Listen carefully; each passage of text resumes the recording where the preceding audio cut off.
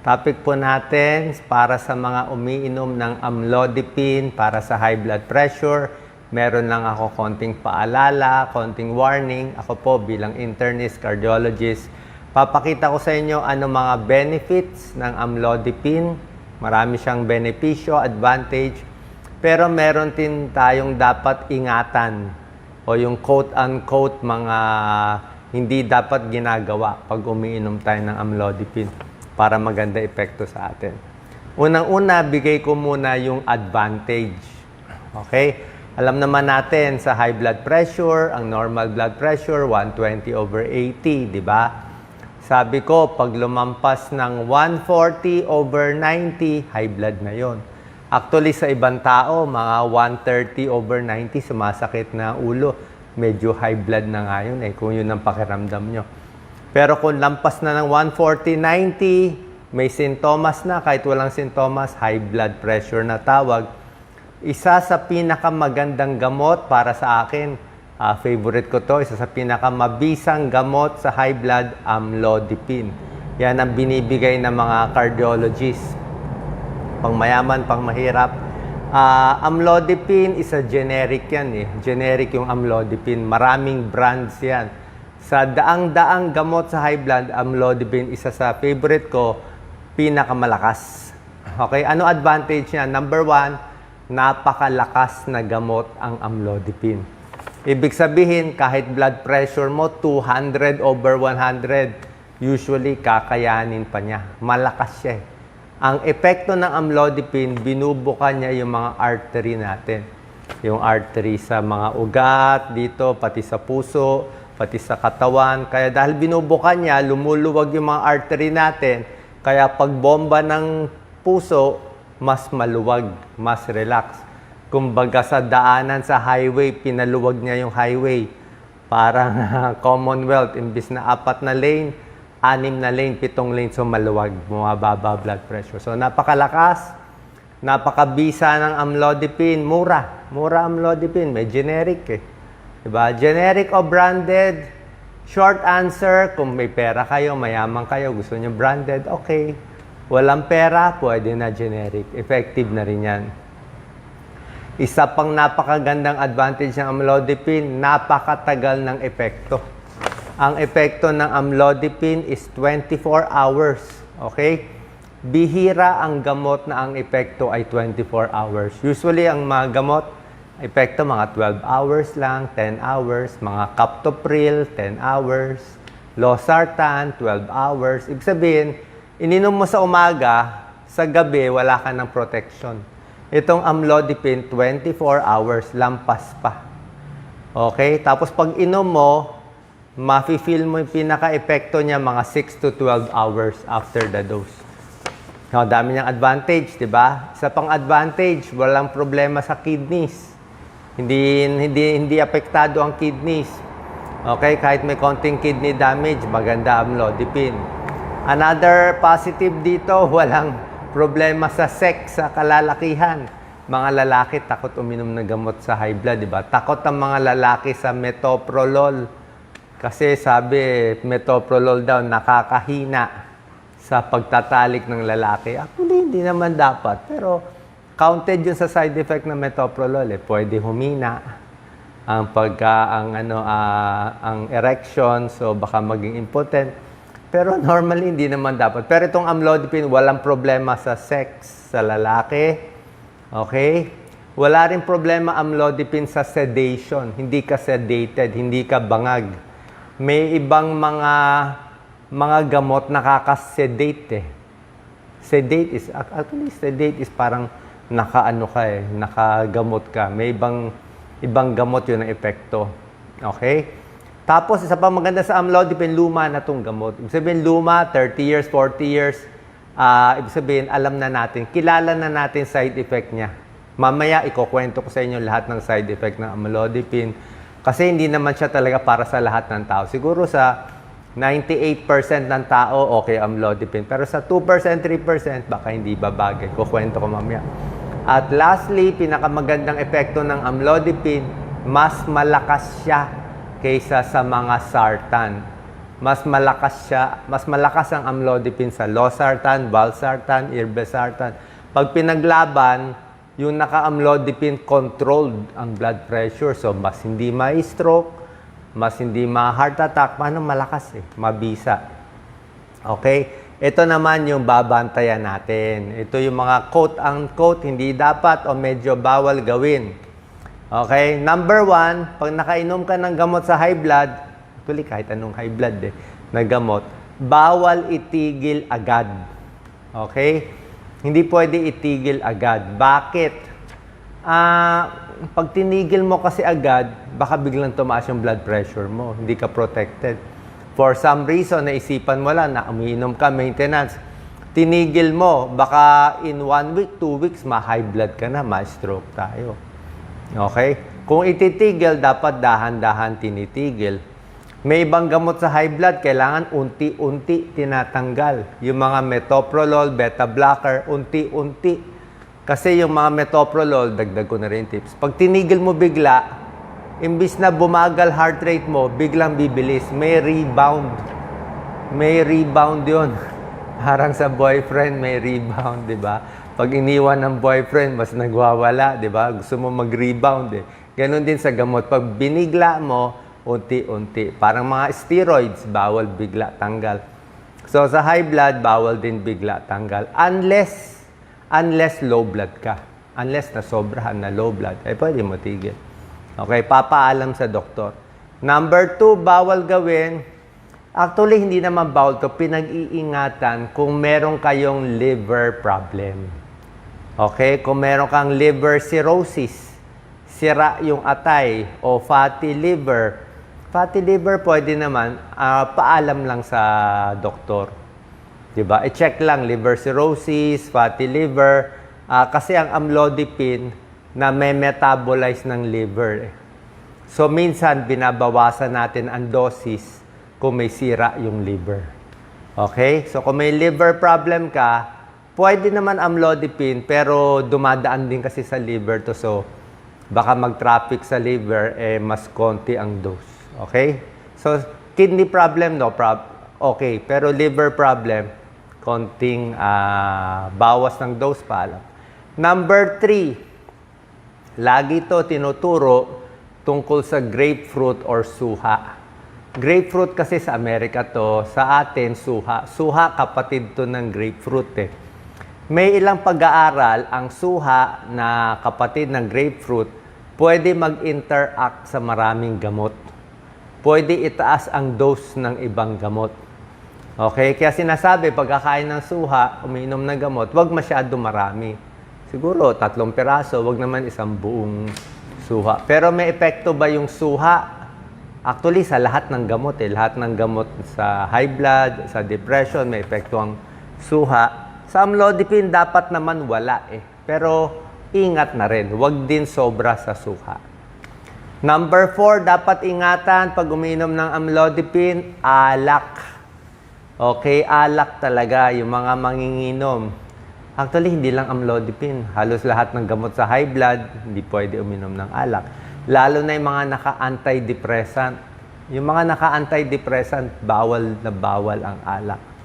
Kasi yung dose mo ng antidepressant, biglang tataas, baka ma-overdose ka. Okay? Baka uminom ka ng alak, tapos uminom ka ng amlodipine, baka biglang lumakas yung amlodipine, matumba ka, mahilo ka, bumagsak bigla blood pressure mo. Kasi alak, hindi rin maganda ang epekto. Okay? So, alak, kung iinom ka man, konti-konti lang. Huwag mo sosobrahan, lalo na naka-amlodipine ka na. Number 5, dapat ingatan yung pagdagdag ng ibang gamot sa high blood. Minsan kasi, maraming kababayan natin naka-maintain na sa amlodipine, gusto pa magsubok-subok kasi sinabi ng kababayan niya, kapitbahay niya, uminom nitong dagdag gamot. Kakadagdag mo, sinabi ko nga sa inyo, malakas na tong amlodipine. Pag nadagdagan mo, baka ma-low blood ka naman. Diba? Ayaw natin low blood, baka mahilo ka.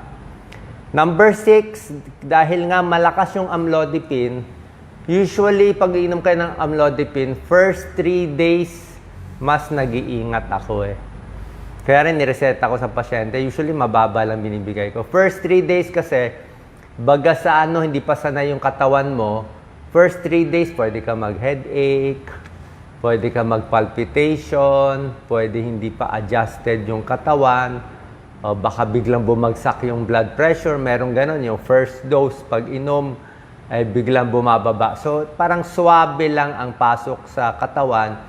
Pag nasanay ka na, 1 week ka na umiinom ng amlodipine, pwede na tuloy-tuloy yan. Usually nga, pag high blood, pang matagalan ang inom nito. So, having said that, number 6, iwas sa sobrang exercise. Sobrang pagod, sobrang exercise, lalo na kung bago pa yung gamot nyo o nagda-drive ng truck o heavy machinery, diba? Na may bagong gamot ka, hinay-hinay lang, easy-easy. Baka biglang mahilo sa pagtayo. Number 7, pag umiinom ng amlodipine or ibang gamot sa high blood, ingat din sa herbal supplement. Okay? Hindi ko sinasabi wag uminom ng supplement ninyo. Maraming klase, libo-libo din yung supplement. Pero syempre, itong mga supplement, parang gamot din siya. Kahit galing sa halaman, maraming gamot sa medisina, halaman naman ng pinagkumpisahan, parang yung digoxin, lanoxin, ano yan halaman yan, plant yan So, kung umiinom ka ng herbal supplement, baka nakakalabnaw ng dugo, baka nakakababa ng blood pressure, tanong nyo muna sa doktor nyo, baka mag-interact. Marami kasing interaction ang gamot sa high blood at ibang gamot. Okay? Ingat.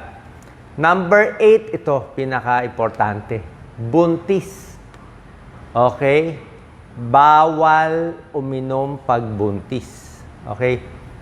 May gamot sa high blood na bawal sa buntis. Ano yung pinakabawal sa buntis? Pinakabawal yung losartan. Lahat ng sartan, valsartan, irbesartan, bawal sa buntis. Kaya pag ito maintenance mo, may bala ka magbuntis, dapat palitan mo yung gamot mo sa high blood. Kasi itong mga gamot, pwede magka-diferensya yung baby. Pwedeng magkaroon ng defect yung baby. Kahit yung mga pril, bawal din. Enalapril, captopril, lisinopril, hindi rin pwede sa buntis. Masama sa buntis. May pag-aaral, masama sa baby.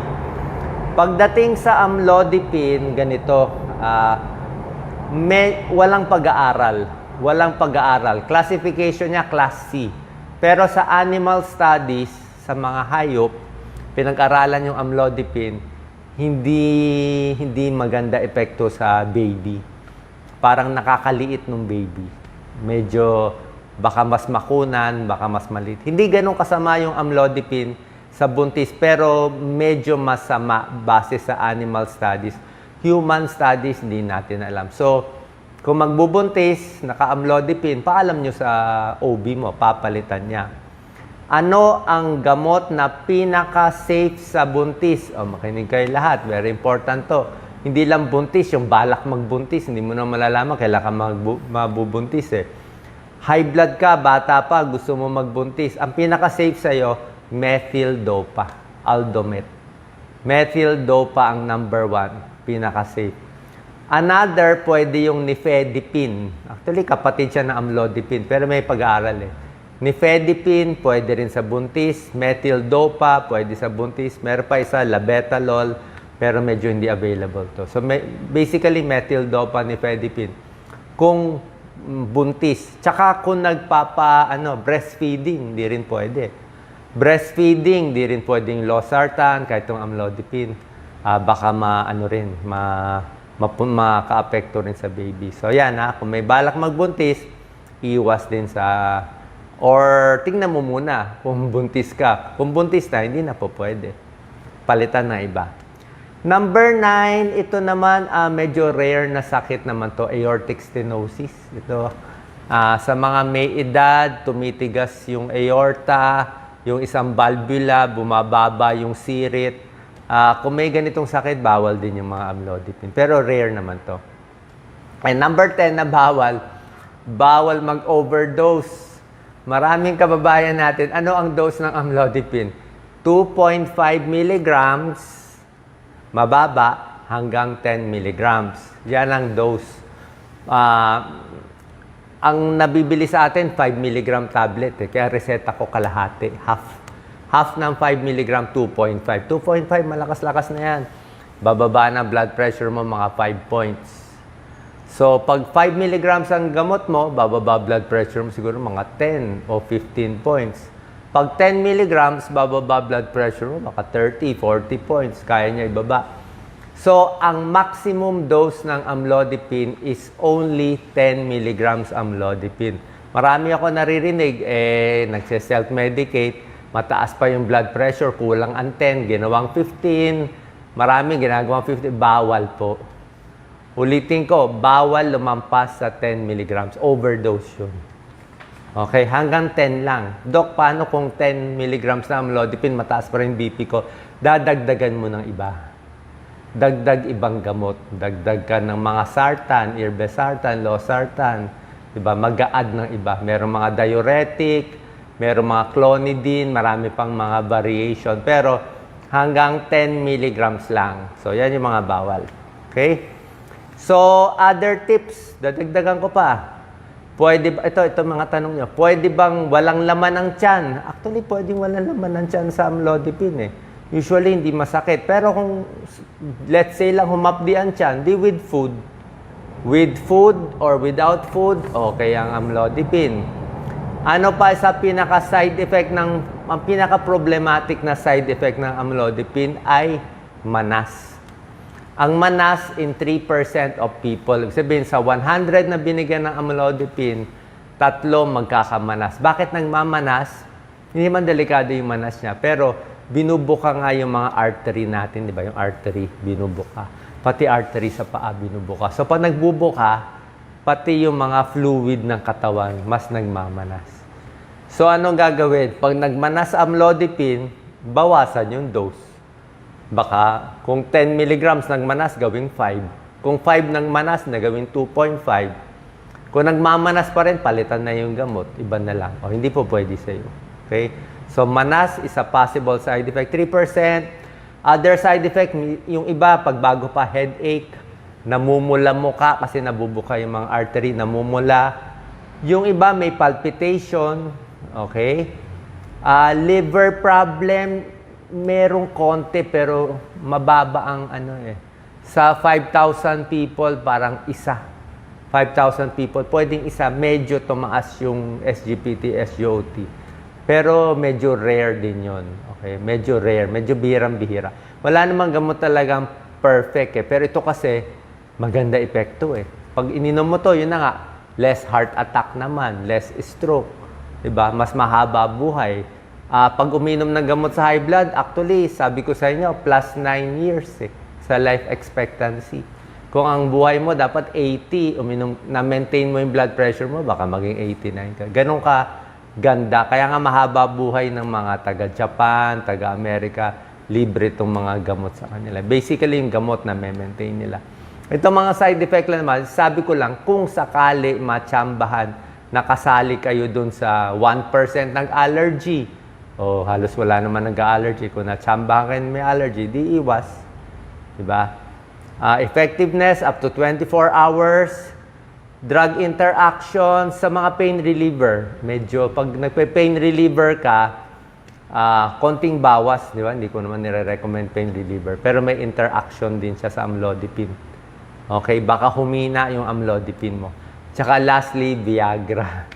Yung gumagamit ng sildenafil, Viagra, pampalakas sa sex.